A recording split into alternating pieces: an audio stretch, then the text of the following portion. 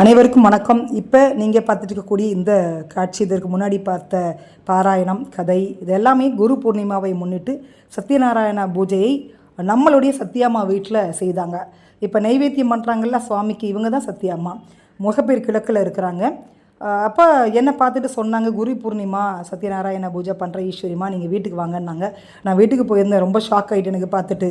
அது வீடே கிடையாதுங்க, அது கோவில். அது அந்த ரூம் முழுவதும் பார்த்திங்கன்னா பெரிய பெரிய புகைப்படங்கள். அவங்க அந்தளவுக்கு ஆன்மீகத்தில் ஈடுபாடு இருக்குது அவங்களுக்கு. ஸோ இதுக்கெல்லாம் கரெக்டாக மெயின்டைன் பண்ணி வெள்ளியிலேருந்து எல்லா விளக்கு வகைகளும் அவங்க வச்சுருக்குறாங்க. கரெக்டாக நேரத்துக்கு பூஜை பண்ணுறாங்க, ஸ்லோகம் போடுறாங்க, தீபம் காட்டுறாங்க, நெய்வேத்தியம் பண்ணுறாங்க. இந்த மாதிரி பண்ணுறதெல்லாம் ரொம்ப ரொம்ப ரேரு, ரொம்ப கஷ்டம், பண்ணவே முடியாது. பட் இவங்க அதெல்லாம் பண்ணுறாங்க. சத்யாம்மா பொறுத்த வரைக்கும் ரொம்ப பெரிய ஆன்மீகவாதி. அவங்க தமிழகம் இந்தியாவில் போகாத கோவிலே கிடையாது. அந்த மாதிரி எனி டைம் டூரில் தான் இருப்பாங்க.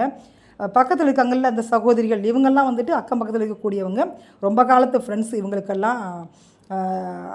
அதனால் இந்த மாதிரியான பூஜைகள்லாம் வரும்பொழுது, அது தசராவாக இருக்கட்டும், இல்லை ஆயுத பூஜை, தீபாவளி, எதுவாக இருந்தாலும் சரி, சத்யாம்மா வீட்டுக்கு எல்லாம் ஒற்றுமையாக இருந்து ஆளுக்கு ஒரு வேலையை எடுத்து போட்டு செய்கிறாங்க. ஒருத்தர் நெய்வேத்தியம் பண்ணுறாங்க, ஒருத்தர் பூஜை பண்ணுறாங்க, ஒருத்தர் பூ கட்டுறாங்க, பிரசாதம் பண்ணுறாங்க. இந்த மாதிரி எல்லோரும் ஒன்றா இருந்து இந்த பூஜையை மட்டும் இல்லை, எல்லா பூஜையுமே செய்கிறாங்க. ரொம்ப ரொம்ப எனக்கு ஆச்சரியமாக ஷாக்காகவும் இருந்தது. அது இதில் முக்கியமானது சத்யநாராயண பூஜையில் இந்த பிரசாதம் மட்டும்தாங்க. பிரசாதத்தில் பார்த்திங்கன்னா கோதுமையில் பண்ணக்கூடிய ஒரு இனிப்பு, அதுதான் ரொம்ப ஹைலைட் அப்படின்னு சொல்கிறாங்க. 4-5 வகை பிரசாதம் பண்ணி வர்றவங்களுக்கு கண்டிப்பாக அந்த பிரசாதம் கொடுத்துட்டு தான் அவங்கள அனுப்புகிறாங்க. அந்த மாதிரியான ஒரு ஐதீகம் இருக்குது.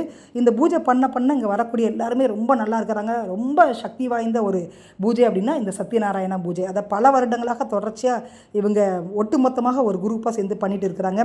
ரொம்ப ரொம்ப எனக்கு மகிழ்ச்சியாக இருந்தது போனதில். ஸோ நீங்களும் இந்த பதிவுகள் பார்த்துருப்பீங்க. உங்களுக்கும் அந்த அனுக்கிரகம் கிடைக்கட்டும்.